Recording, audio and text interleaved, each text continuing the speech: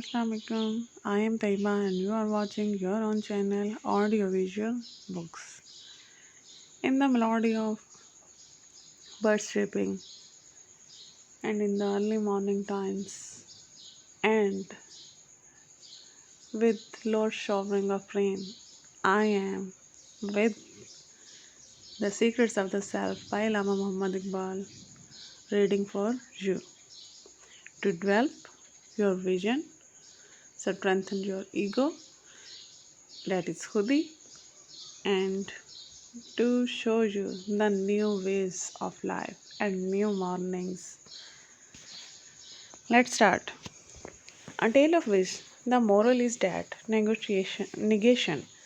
A tale of which the moral is that negation of the self is a doctrine invented by the subject races of mankind in order that by this means they may sap and weaken the character of their rulers.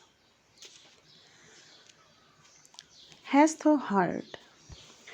Hast thou heard that in the time of old the sheep dwelling in a certain pasture so increased and multiplied that they feared no enemy. At last from the malice of fate their breasts were smitten by a shaft of calamity. The tiger sprang forth from the jungle and rushed upon the sheepfold. Conquest and dominion are signs of strength.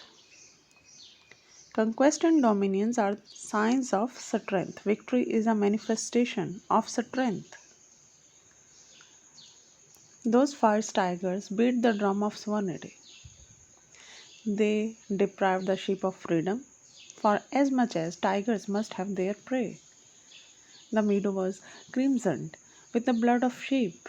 One of the sheep, which was clever and acute, only in ears, cunning as a weather-beaten wolf, being grieved at the fate of his fellows, and sorely vexed by the violence of the tigers, made complaint of the course of destiny, and sought by craft to restore the fortunes of his race. The weak, in order to preserve themselves, seek device from skilled intelligence. In slavery, for the sake of repelling harm, the power of scheming becomes quickened, and when the madness of revenge gains hold, the mind of slave mediates rebellion. Ours is a hard note, said the sheep of himself. The ocean of our griefs hath no shore. Perforce we sheep cannot escape from the tiger. Our legs are silver, his paws are steel. This not possible, however, much one exhorts and counsels. To create in a sheep the disposition of a wolf, but to make the furious tiger a sheep, that is possible. To make him unmindful of his nature, that is possible. He became as a prophet inspired and began to preach to the bloody thirsty tigers.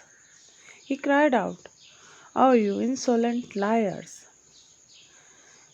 who wot not of a day of ill luck that shall continue forever. I am possessed of spiritual power. I am an apostle sent by God for the tigers. I come as a light for the eye that is dark. I come to establish laws and give commandments. Repent of your blameworthy deeds. O plotters of evil, bethink yourself of good. Whoso is violent and strong is miserable. Life's solidity depends on self-denial. The spirit of the righteous is fed by fodder. The vegetarian is pleasing unto God, and sharpens of your teeth brings disgrace upon you, and makes the eye of your perception blind. Paradise is for the weak alone. Strength is but a means to perdition. It is wicked to seek greatness and glory. Penury is sweeter than princedom.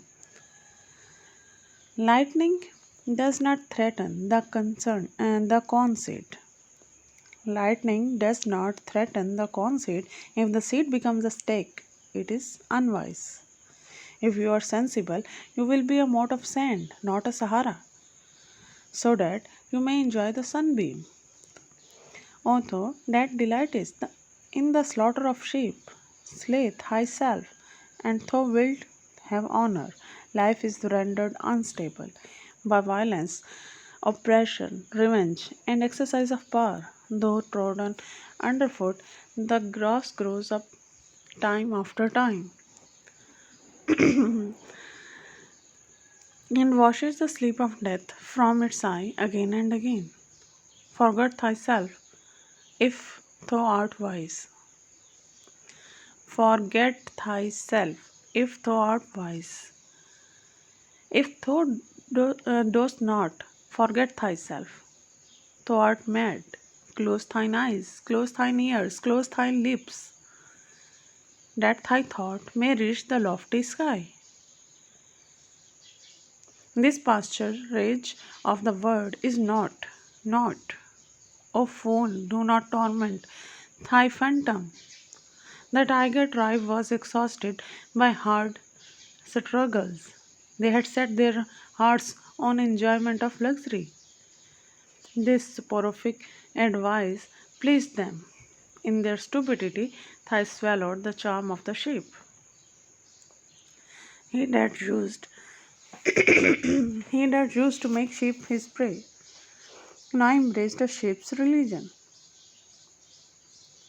The tiger took kindly to a diet of fodder. At length, their tigerish nature was broken. The fodder blunted their teeth and put out the awful flashing of their eyes. By degrees, courage ebbed from their breast, and chin departed from mirror. That frenzy of uttermost exertion remained not. That craving after action dwelt in their hearts no more.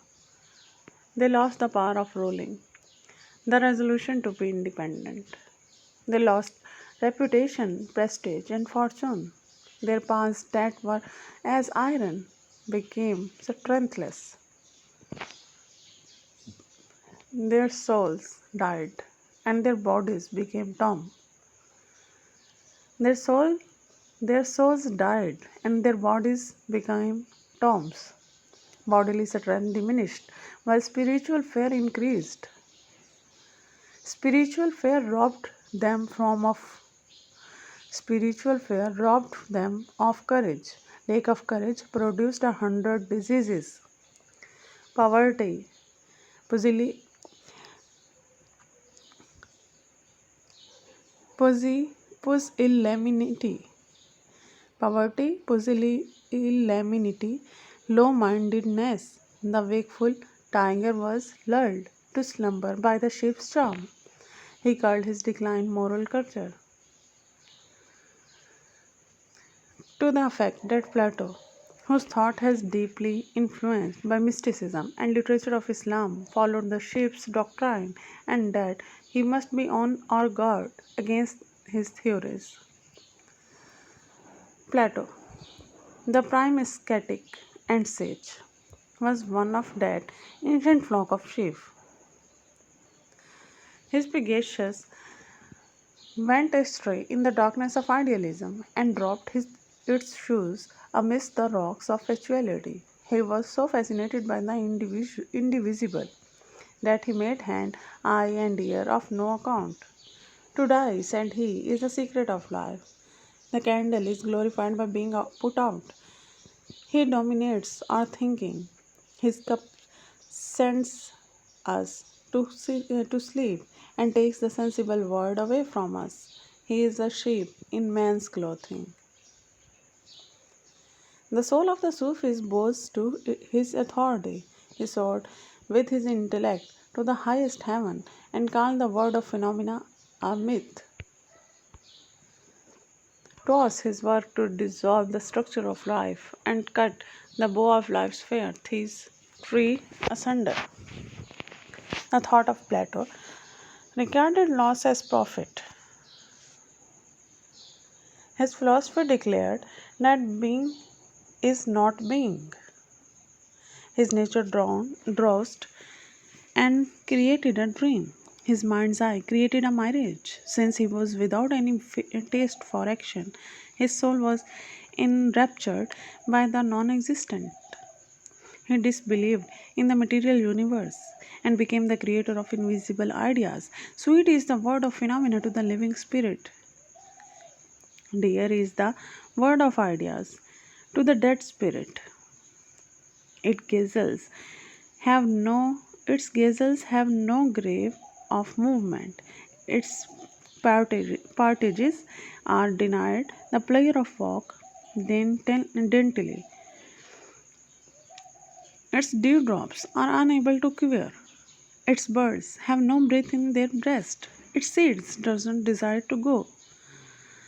Its seeds does not desire to grow. Its moths do not know how to flutter, or recluse had no remedy but flight.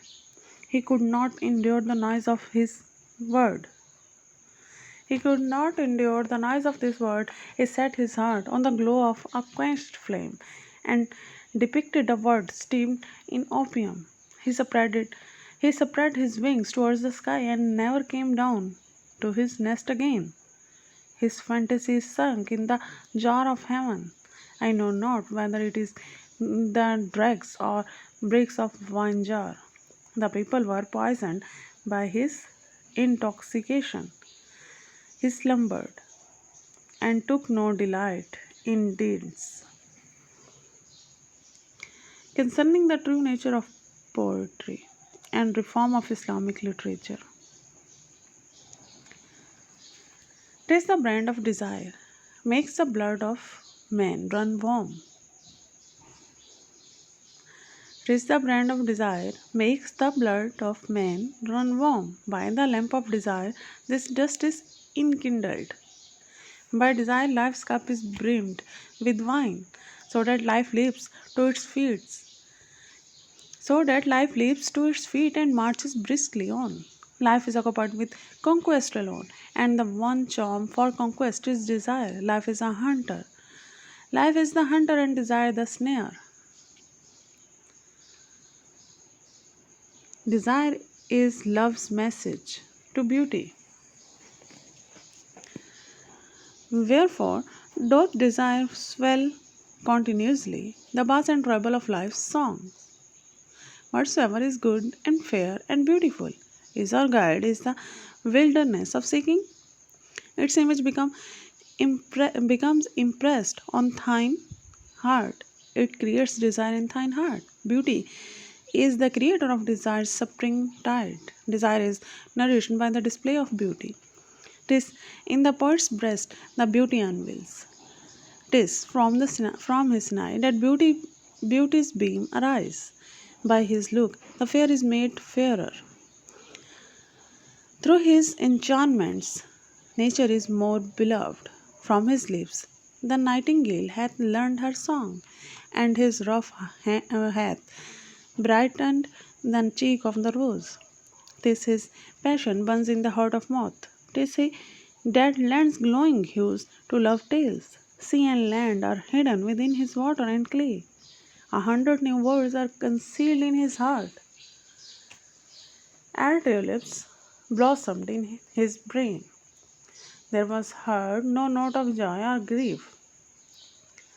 His music breathes over us a wonderful enchantment. His pen draws the mountain with a single hair. His thought dwells with the moon and the stars.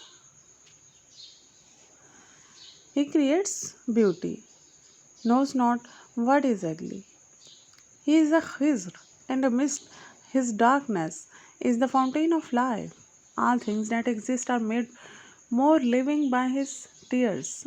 Heavily we go, like drawn novices, stumbling on the way to the goals. His nightingale hath played a tune and laid a plot to beguile us, that he may lead us into life's paradise, and the life's bow may become a full circle. Caravans march at the sound of his bell and follows the voice of his pipe. when his zephyr blows in our garden. It slowly steals into the tulips and roses. His witchery makes life develop itself and becomes self questioning and impatient. He invites the whole world to his table. He lavishes his fire as thought. He lavishes his fire as though it were cheap as air. Woe to a people that resigns itself to death, and whose poet turns away from the joy of living. His mirror shows beauty as ugliness. His honey leaves 100 stings in the heart. His kiss robs the rose of freshness. He takes away from the nightingale's heart the joy of flying.